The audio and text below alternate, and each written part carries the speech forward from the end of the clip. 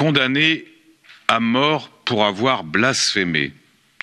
Cette sentence aberrante, effroyable et évidemment anachronique, elle ne peut que choquer ceux qui, ici en Europe ou dans le monde, se veulent les héritiers des Lumières, c'est-à-dire partisans du libre exercice de la raison critique, partisans de la liberté religieuse et opposants à la peine de mort. Et pourtant, cette sentence, c'est celle qui a touché, il y a 7 ans déjà, ce couple pakistanais, Shagufta Kozar et Shafkat Emmanuel, qui croupissent dans le couloir de la mort.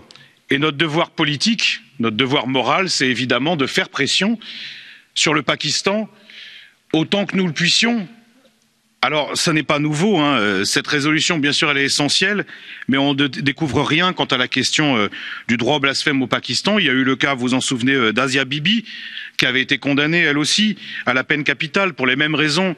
Et il avait fallu une mobilisation internationale pour que finalement elle soit acquittée et qu'elle aille au Canada. C'était le cas aussi pour le ministre des minorités, monsieur Shahbaz Bhatti, qui avait été assassiné, vous vous en souvenez, pour les mêmes raisons.